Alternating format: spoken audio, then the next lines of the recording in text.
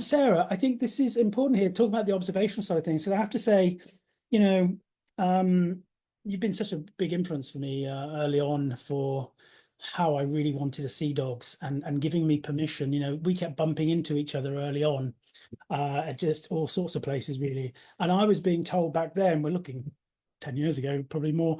Oh yeah, well, it's not human, we're not working with humans anymore, Andy, it's dogs and all this kind of thing. And you were the one who kind of gave me permission to think, yeah, you've got to ask those questions, Andy.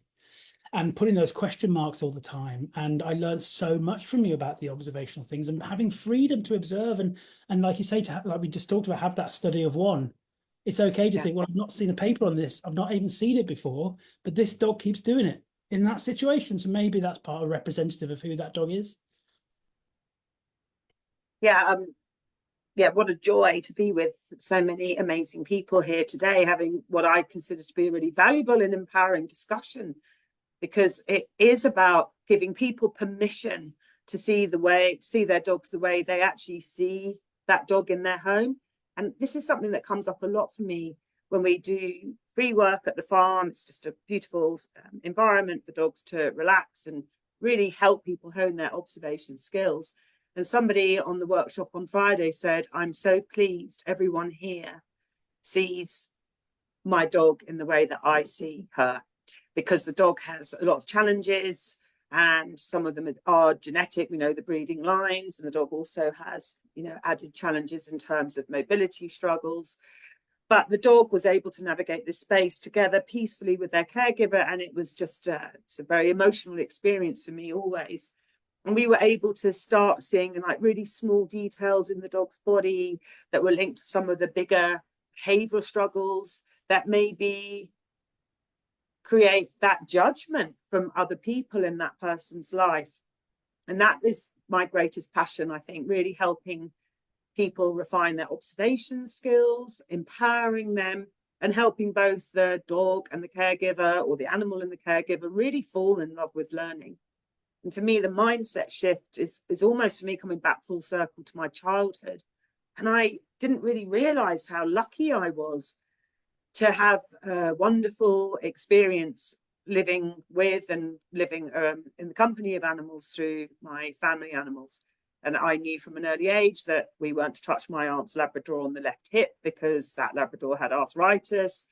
And if we did touch that left hip and the dog growled, it was the children that got in trouble for disrupting the peace of this snoozing, gorgeous, amazing, incredible, very tolerant, sorry, Kerry Labrador.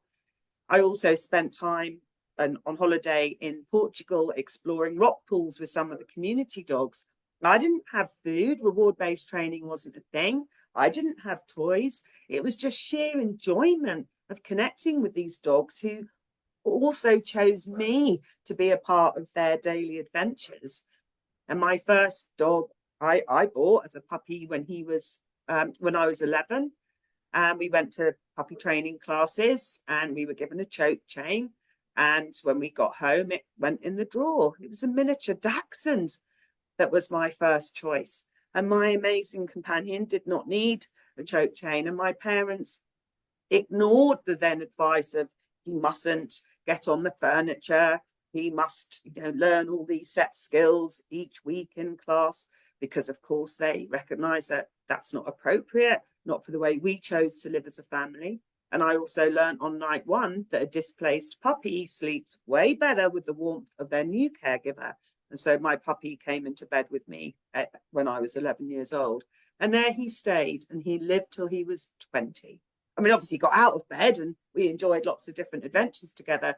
My father drove it home that I had chosen that puppy. The puppy had not chosen to come and live with me. Therefore, I had to make sure that his needs were met before my own needs were met. He must always have access to water, all of that.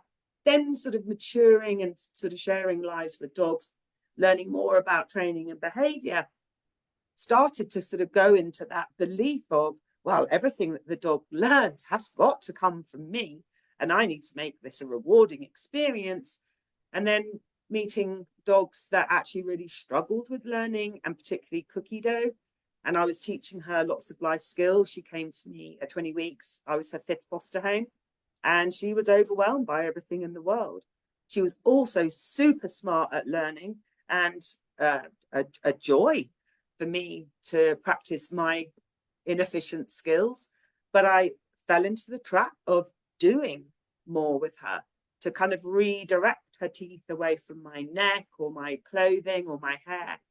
And luckily, I realized quite quickly I'd fallen into that trap of, you know, goal-focused experiences together that were what I believed she needed to learn to navigate the world.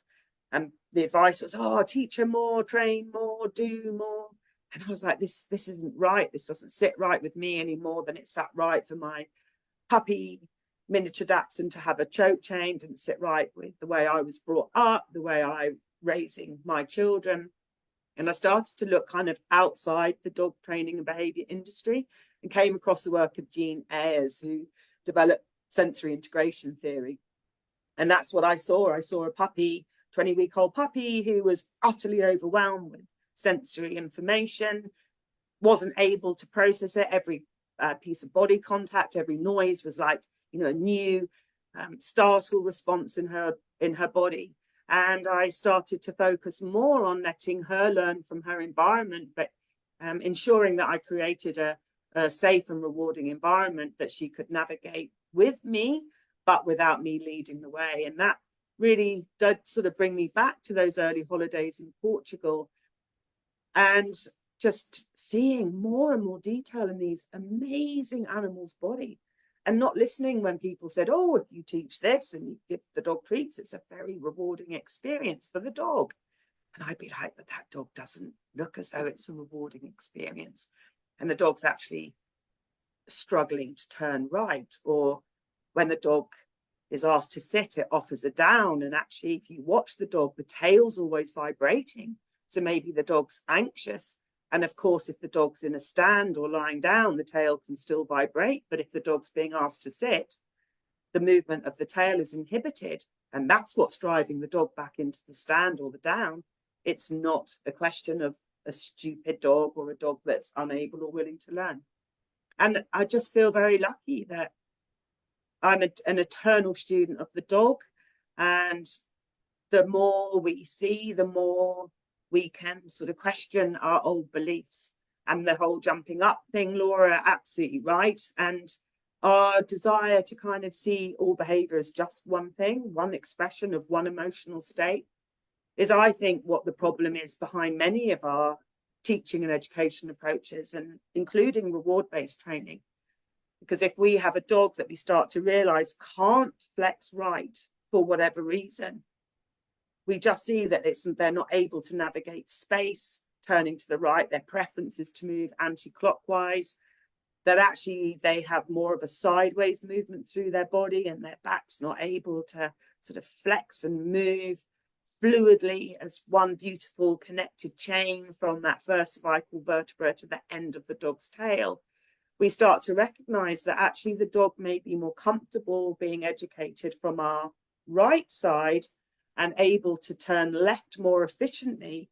And it doesn't matter how many treats we pair with an invitation for the dog to turn right, maybe away from something the dog perceives as a threat, because of potential discomfort in their body. That invitation to turn right is never going to be a rewarding experience. And it was a dog called Sandy in the 1990s who switched me on to coat patterns. And I think of that dog often. I think of this dog actually pretty well every day. And people like Suzanne did pave the way to say, share what you see, share what you believe. And that is absolutely what I did when I was starting to talk about more in-depth observations based on my background in human anatomy, physiology, and massage as well.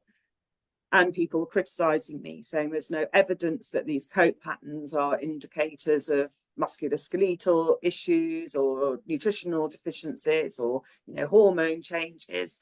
There's no evidence that they're a sign where the coat's changing color is indicative of pain in dogs. But we knew that from horses. We knew badly fitting rugs, badly fitting headpieces, badly fitting saddles would create damage to the coat, and the coat would grow back white.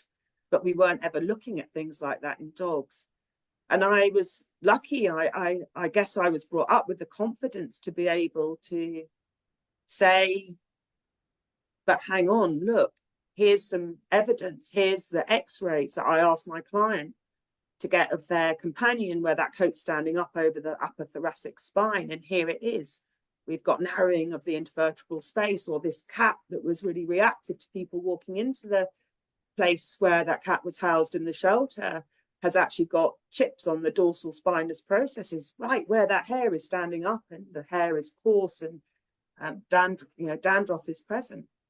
And I think it is just, and I also hope that I actually quite enjoy people questioning that, because I don't want to present something as fact and then try and fit all my observations to support my theory. I want people to say, hang on, we maybe need more evidence, or maybe it's part of this, because I think it helps us keep questioning even what we might perceive as a new discovery, but maybe it's just because we're expecting to see something.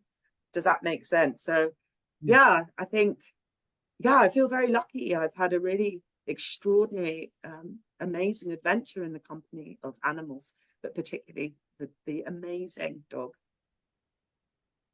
Do you know, as always, I think that this is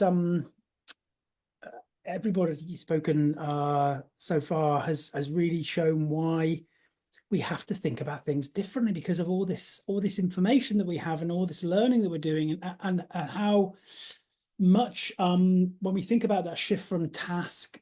The thing about task for me, that task orientated view, by the way, if you're into task, it doesn't mean you don't care.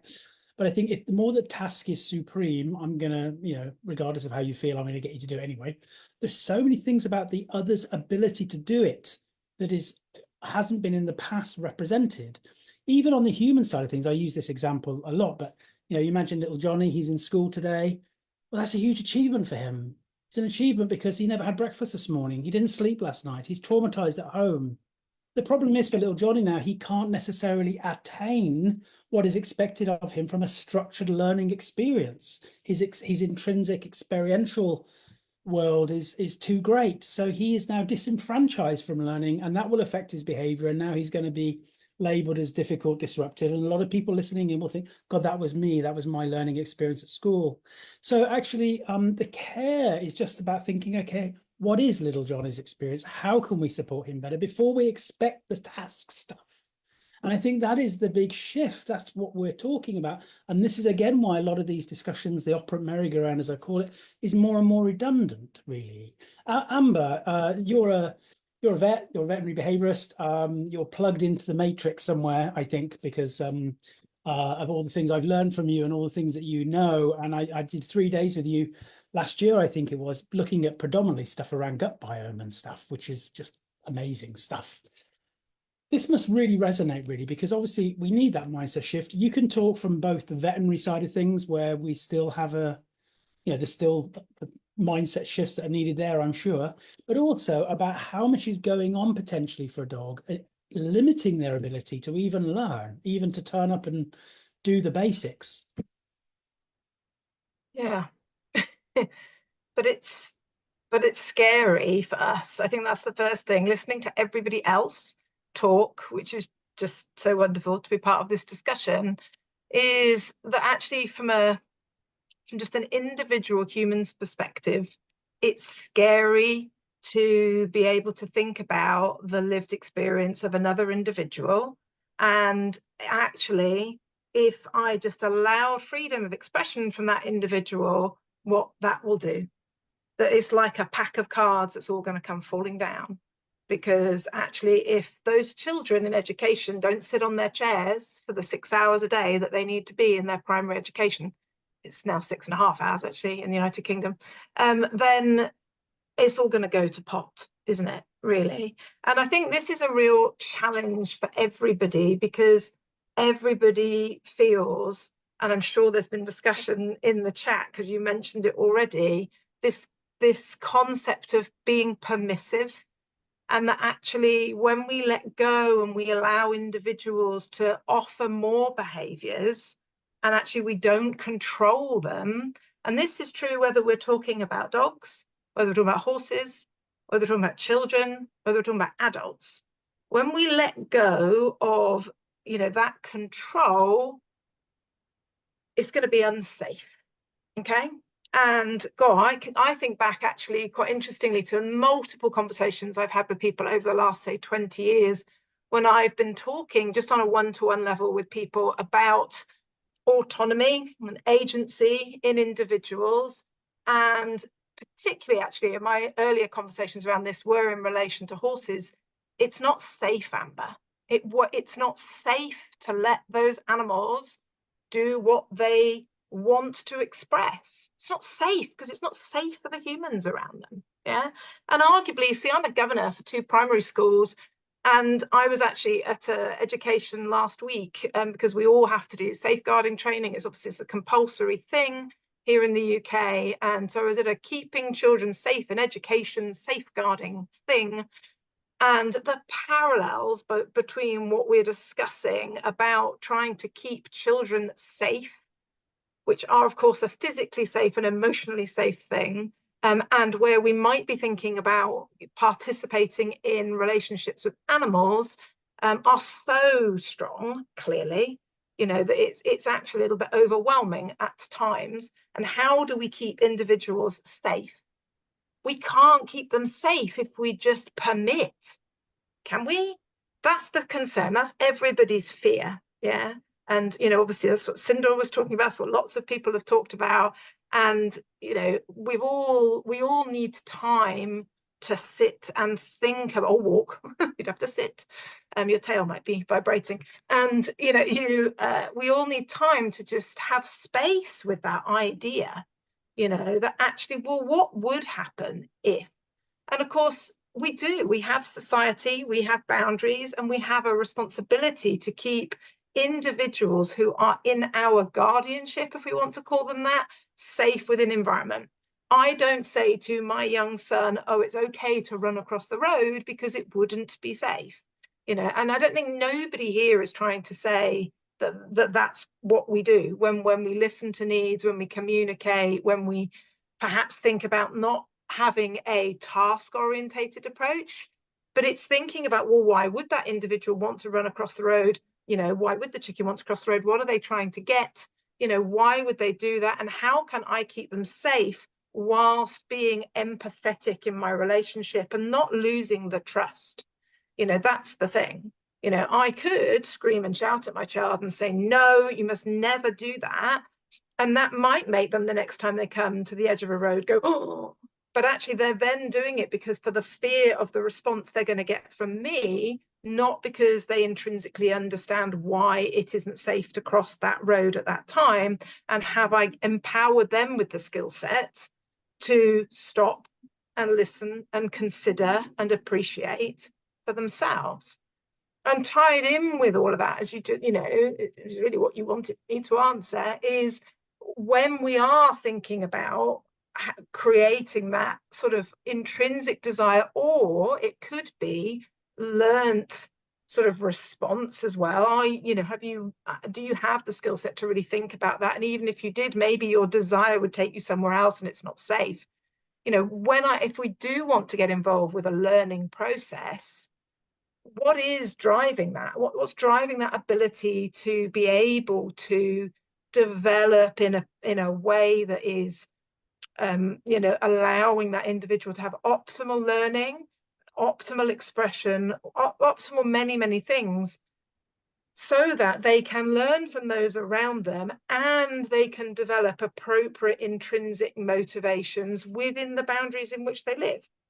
Because if they are in pain, that's the obvious one, isn't it? You know, and obviously I've been banging on about pain for an incredibly long time. Now we have some scientific papers that suggest pain might be an issue.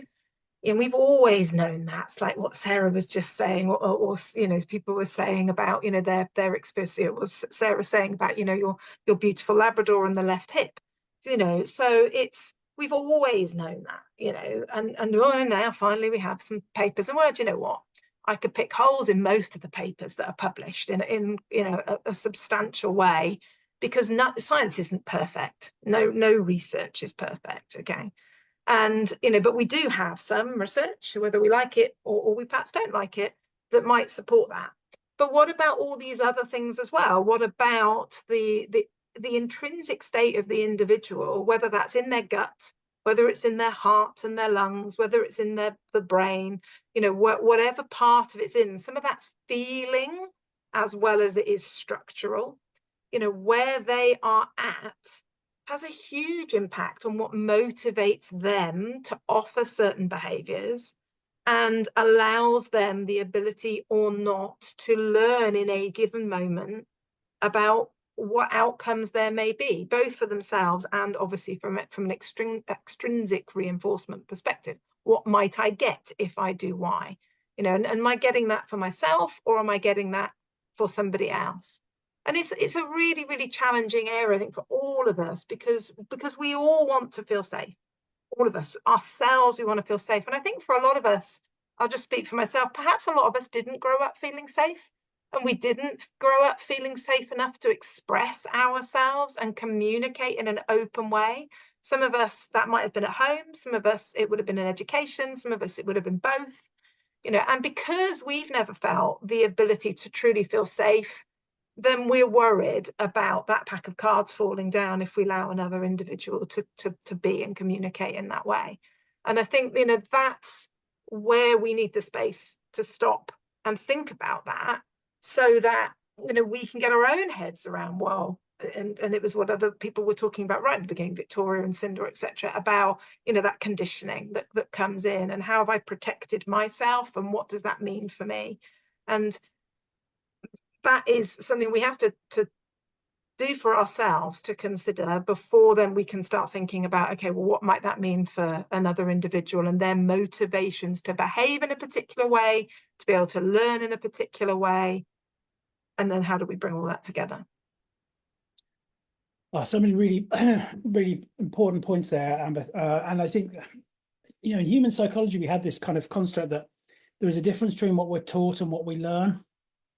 And I think we have to remember that, because we might be being taught something in an extrinsic way. What are we learning as part of that process regarding our intrinsic safety needs and everything else? We've all experienced that kind of friction, you know, and I think that kind of friction, again, between structured learning and experiential learning, and the two things are happening all the time. And I think you hit the nail on the head there, this notion that somehow, if we a lot of what we are taught is this notion of somebody else thinking, me who knows will teach you that does not. And often not just me who knows stuff, but me who knows better will teach you it does not. And working with a lot of people who had social anxieties, as you know, as adults, they can pinpoint back to adolescence, often being put into situations, and this phrase that's used a lot, well, you've got to learn. Got to learn, right? You've got to learn to get on. You got to learn. What are they really learning? Are they learning, oh yeah, I can be sociable? More often, as you say, Amber, for many of us, we're learning to mask better. We're learning to not express as much. And I think this is the key. It's that freedom to kind of behave, right? It's just allowing that. And I see behavior a bit like painting a picture. I talked about this at the conference last year with Victoria, you know, and we want dogs to paint that picture a bit and not keep grabbing the brush all the time because we feel we can paint the picture better for them. And I think we've all experienced that a little bit. Let's look at this then with what you've discussed there, Amber, because I think this is good, and we'll talk about these things, and feel free to jump in on the extra bits now. I think that was a really great way to kind of frame things, because already we're really seeing what this future hope is about, actually. Because one thing that I think gets talked about, because it's the extremes that get thrown in. It's like, well, that's okay, but what about those dogs that are going to cause harm? What about those challenging dogs? What about those difficult breeds? What about, you know, these are the kind of areas where somehow a firmer hand is needed. We hear the same things discussed in society.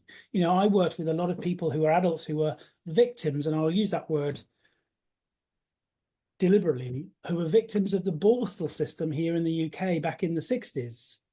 Where, you know, they were given that short, sharp shock, often young men, because that's, you know, you will behave, you know, regardless of the reasons why they were struggling, often because of those insecure attachments and their difficulty of not feeling care and not feeling the quality of that care, you know.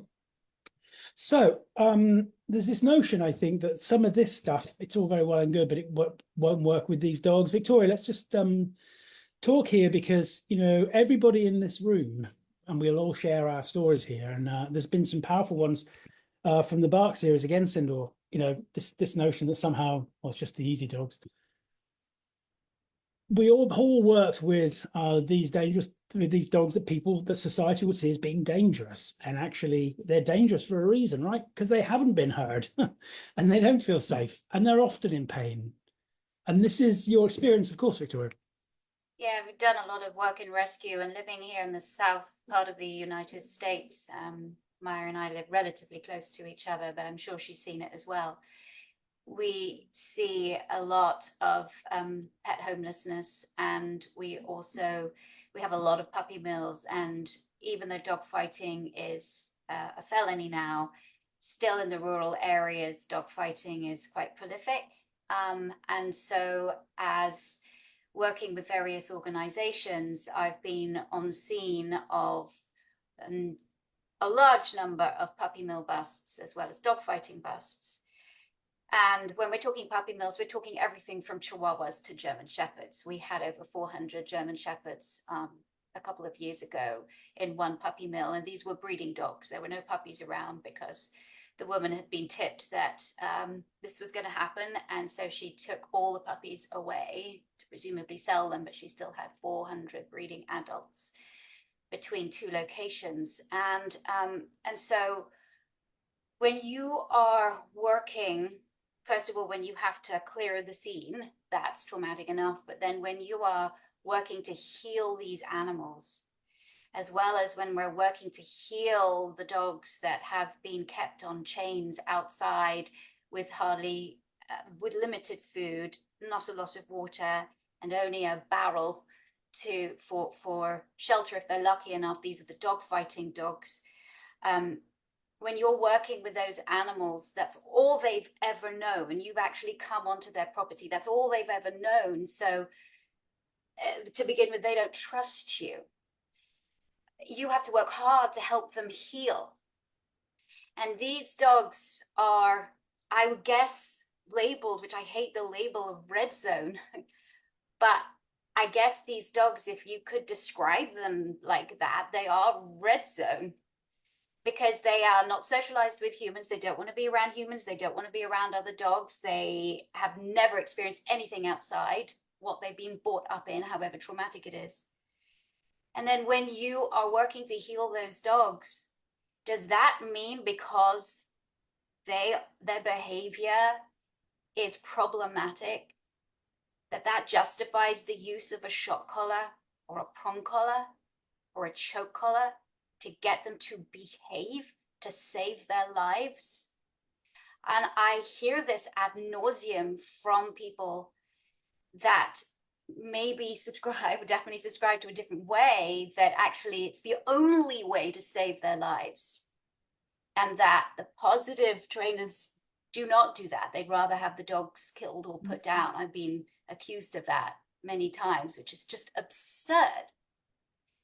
And so I look at that and I feel so sorry for the ignorance, because there's positive trainers all around the world that are saving lives every day and doing it very successfully. But regardless of what you think, I look at the animals that we take from these scenes, and my first thought is, like, how can we heal you? We failed you. Humans failed you. Now, how can we start your journey of healing? And for some dogs, they're so unbelievably tolerant and resilient and amazing that it can happen pretty quickly. It's almost like they're so thankful, thank you. But other dogs, it's not. The trauma stays with them. And then you have to make a decision. Is this dog going to be safe out in the public? But I always say, trainers never make a decision about whether a dog should be euthanized because of their behavior or because of their trauma. That's not up to us. That's up to a vet. That's up to a veterinary specialist, not us. And so my experience and my journey is helping these dogs heal. And if you can do it with this idea that we're talking about, not idea, but this reality we're talking about, there's no need to use methods or equipment that cause more trauma and cause more harm, even though it looks successful. I think these pieces of equipment, or shock collars especially, are extremely positively reinforcing for people, because they see, oh my gosh, my dog just stopped. My dog's lunging on the lead, barking and snapping at something, and then I pressed the remote and then it yelped a bit, but it stopped. Wow. And that is very positively reinforcing for the person. But what they're missing is the dog's experience. What is that dog going through? And how long lasting will that be? And what have you taught the dog? I think we really do a disservice to the dog's emotional experience by thinking we can do that like that, and we call it a success. That's the tragedy. And that's why the people on here and other game changers in this industry are moving the needle in very powerful and exciting ways, because we're not snowflakes, we're not soft, we're not just dealing with the small fluffies and just teaching puppies to do X, Y, and Z. We're not doing that.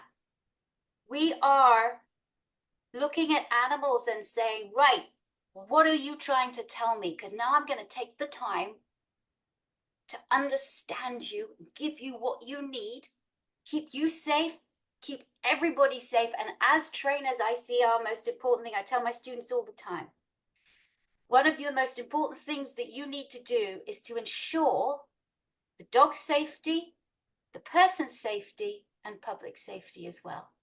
And I know, Andrew, you talk a lot about relief. The dogs that I work with are desperate for relief. And when you give it to them, the most amazing healing happens. But it's also the same with dog lovers out there who don't know, they're not trainers, and they go to the person down the road because the marketing is amazing. Because at the end of the day, all they need is to be supported and to find relief, because the dog's not behaving in the way that they want them to. So I know that's kind of a long answer to your question, and I hope I just answered your question. You did, and I think you've hit the nail on the head here, because we have to look at the smoke and mirrors around some of those old tropes, really. No dog is safer to be around by being made to feel less safe. And I think this is really important. And it can seem that that's okay because, as you say, but this we also have to recognize, even if we're just reinforcing behaviors and we're still not providing relief and safety to the dog, there is still the challenges. I felt quite emotional hearing you talk there, Victoria, because this notion about allowing things to heal, you know, and I've shared this at your conference and other places about my own experience. You know, I had trauma as a child, and that affected my behaviour. And my school took a very punitive approach. I had the cane. You know, we used to hit kids with sticks here in the UK. This is that thing about the normalisation of stuff. We've moved on from that. We've moved forwards from that. We don't do studies now where we try and stop kids running into the road by putting an electric shock collar on them. We don't, right? For good reason, right? We regularly got there. I just have to say, we regularly at primary school got the ruler on the hands a lot. We're on the Didn't hands. get it on the behind. We got it on the hands. Well, At primary school. My headmaster had 3 in a case behind his desk, and they all had different names. And he chose which one he was going to give you that day. And it was pants down. That's how I had it. But the point is my behavior changed. Yeah, because I didn't want to get it again. My parents took a more positive approach, really. They were like, you know, your behavior changed. They thought it was because they were not particularly available when I was younger, because they were working a lot, and they were like, we're going to spend more time as a family, but we needed to be contingent on you behaving. So I guess what I behaved because I wanted more love and I wanted more time with my family.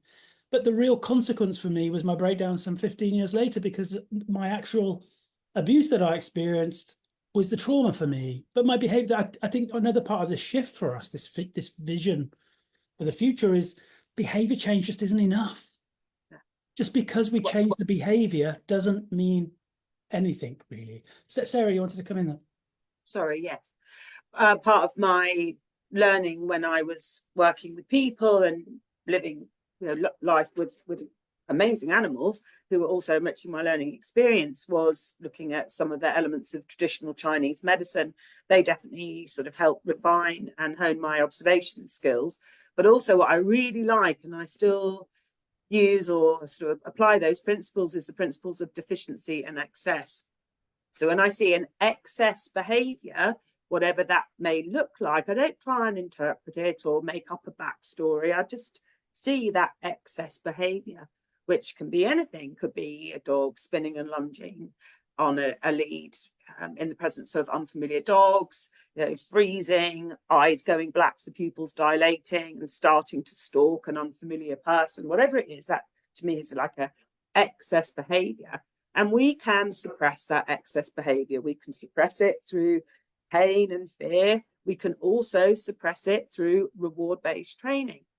But that's not going to do anything for the deficiency that exists. All we're doing is pushing down that excess behaviour.